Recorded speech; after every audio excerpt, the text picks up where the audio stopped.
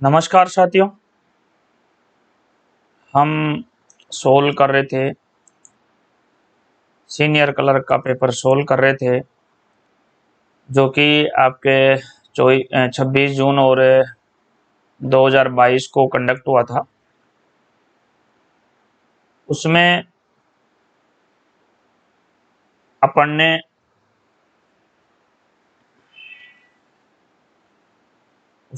ने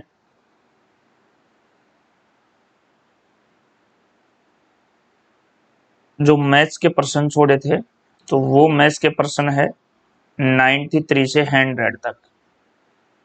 तो ये पेपर का लास्ट पार्ट है और पार्ट 4 के लिए हमने मैथ्स के प्रश्न छोड़े थे, जो कि इसलिए छोड़े थे कि इन पर अब कार्य करने की जरूरत पड़ती है। तो इसको हम एंड में ले रहे हैं।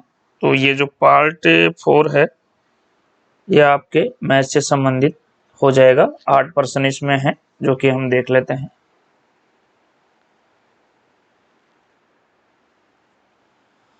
नाइन्टी थ्री को हम लास्ट में लेंगे, पहले 94 लेते हैं।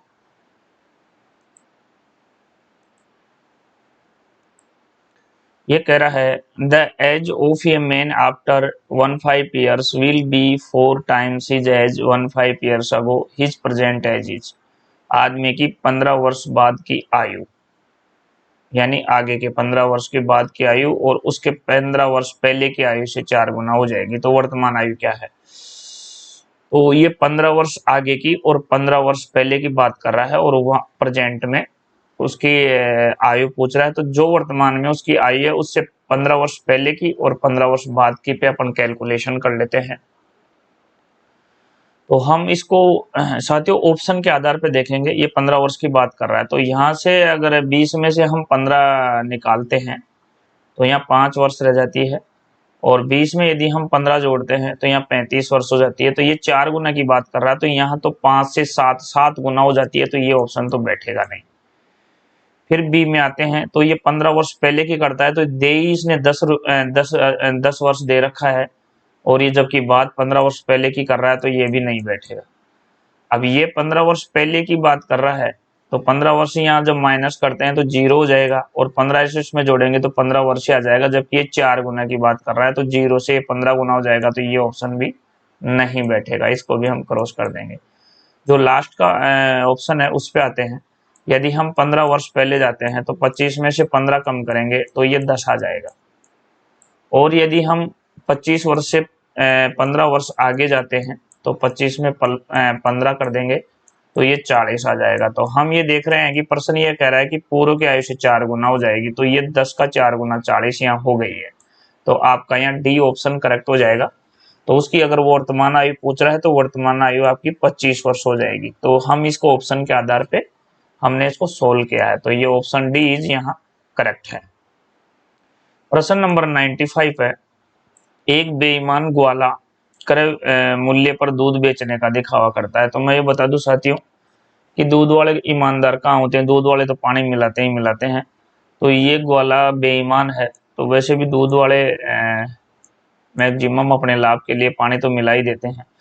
तो यहाँ एक बेईमान ग्वाला क्रय मूल्य पर दूध बेचने का दिखावा करता है। ठीक है साहब, वो दिखावा करेगा, परंतु उसमें पानी मिलाता है और इस प्रकार से उसे 25% का लाभ होता है। मिश्रण में पानी का प्रतिशत पूछ रहा है, तो अपन इसको सीधे 100 पे ले लेते हैं। मान लीजिए 100 है, अब वो उसको 25% लाड़ लेना है। मान लीजिए वो 100 रुपए लीटर लाता है और 100 रुपए लीटर ही दूध बेच देता है, मान लीजिए। तो ये अपन 100 पे उसको ले लेते हैं।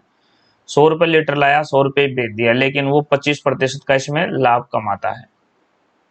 तो यहाँ मान लीजिए अपन इसमें 25% जोड़ते हैं, तो वो 125 का लाभ इसको मिलता है।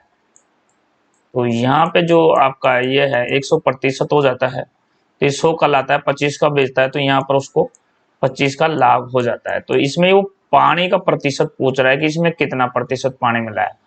तो हम यहाँ देखते हैं कि इसको जो लाभ का प्रतिशत है, अपने इसको यूं देख लेते हैं, 100:125 ले लेते हैं।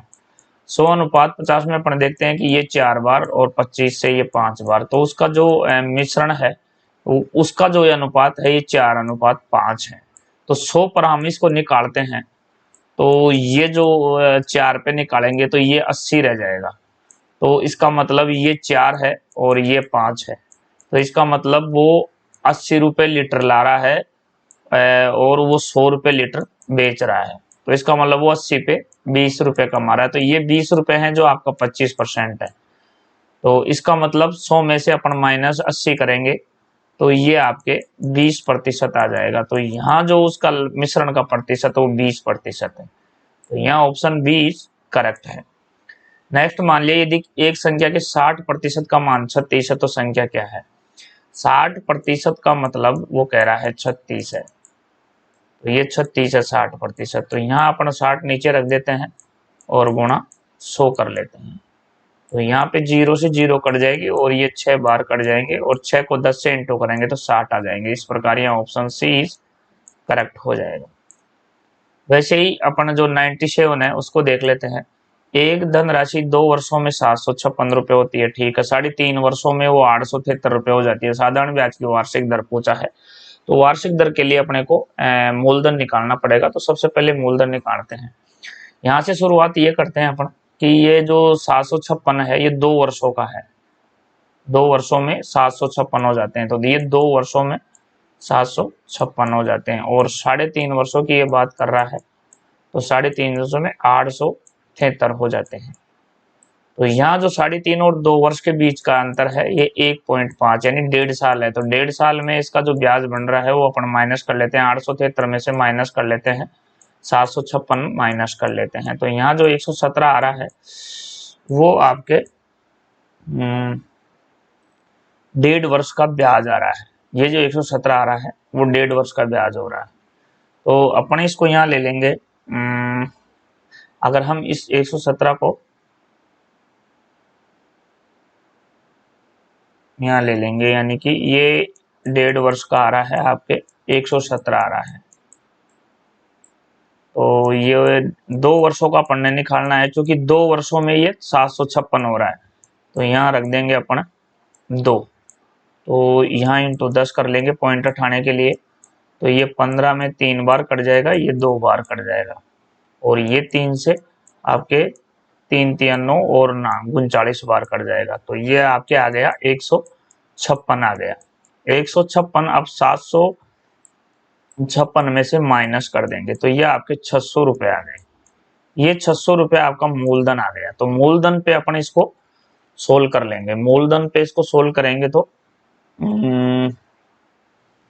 ये आ गया आपका मूलधन गुणा समय 2 वर्ष आ गया आपका, और आर निकालनी है तो रेट, तो दर आर के लिए है। तो यहाँ पर आपका 100 और इधर हो जाएगा आपका 156। तो अब इसको यहाँ नेक्स्ट स्टेप में लेते हैं अपन। नेक्स्ट स्टेप में अपन यहाँ लेते हैं तो इसको ये हो जाएगा 156 और इंटू 100 और आपके 600 इंटू 2 हो जाएगा। 2 0 से 2 0 चली जाएगी और 6 से ये डायरेक्ट कट रहा है। 6 दूनी 12 और 6 36, और ये जब 2 का 26 में भाग देंगे तो ये 13 आ जाएगा। तो ये इन्होंने जो वार्षिक दर पूछी है वो आपकी 13% आ जाएगी। ऑप्शन बी आ जाएगा। 97 में ऑप्शन बी आ जाएगा। उसी प्रकार से नेक्स्ट प्रश्न की बात करते हैं अपन। 98 की बात करते हैं। एक परीक्षा में 65% परीक्षार्थी उत्तीर्ण हुए। यदि अनुत्तीर्ण की संख्या 420 है तो कुल परीक्षार्थी कितने थे? तो यहाँ पे जो जो 600 है वो यहाँ पे जो 600 है वो 65 ये सॉरी 60-65% उत्तीर्ण हुए यदि अनुत्तीर्ण की संख्या 420 है। तो यहाँ पे जो ये 65% है ये उत्तीर्ण हो गए। जो अनुत्तीर्ण की संख्या, इसका मतलब 100 में से अपन माइनस 65 करेंगे तो ये आपके 35% आ जाएगा। तो 35% आ जाएगा। तो 35% बराबर हो जाएगा आपके 420, क्योंकि ये जो 35% है ये 420 है। और ये आपके 65 के लिए निकालना है तो 35 इंटू 65 के लिए निकाल लेंगे तो ये आपका 5 से 7 बार कट जाएगा, ये 13 बार कट जाएगा और 7 से ये सीधा 60 बार कट जाएगा। ये इधर 13 आ गया तो 0 13 छक्के 78 780 आ गए। तो 780 आए हैं जो आपके 65% आए हैं और 35% का ये इन्होंने दे ही रखा है 420, तो 420 अपन इसमें ऐड कर देंगे तो ये 0 8 2 10 ये 1 और 7 4 11 1 1200। तो यहाँ आपका उत्तर है जो 1200 आ जाएगा जो कि ऑप्शन डी में है। तो यहाँ 98 में आपका डी हो जाएगा। अब यहाँ पे जो दिया गया है 99 वो देख लेते हैं। नीचे दिए गए विकल्पों में से विषम संख्या शब्द को चयन कीजिए।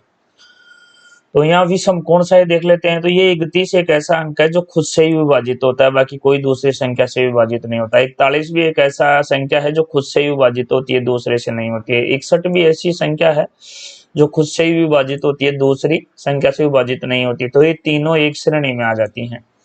अब यहाँ जो 51 है वो 51 खुद से भी विभाजित हो रहा है और ये आपके 17 से भी विभाजित होता है, 17 से 51। तो यहाँ पे जो ये 51 संख्या है ये अलग है, तो आपका ऑप्शन यहाँ 99 में डी हो जाएगा। प्रश्न नंबर जो 100 है वो देख लेते हैं। डी बराबर यहाँ 4 है तो डॉग बराबर 26 हो तो लाइन का मान क्या होगा। तो यहाँ डी बराबर 4 है। देखिए डॉग का 26 कैसे आता है ये देख लेते हैं। डॉग का 26, डी का 4 है, अंग्रेजी 4 नंबर पे तो 4, ओ आपका 15 नंबर पे तो 15 और G7 यानी FG तो ये 7 पे है।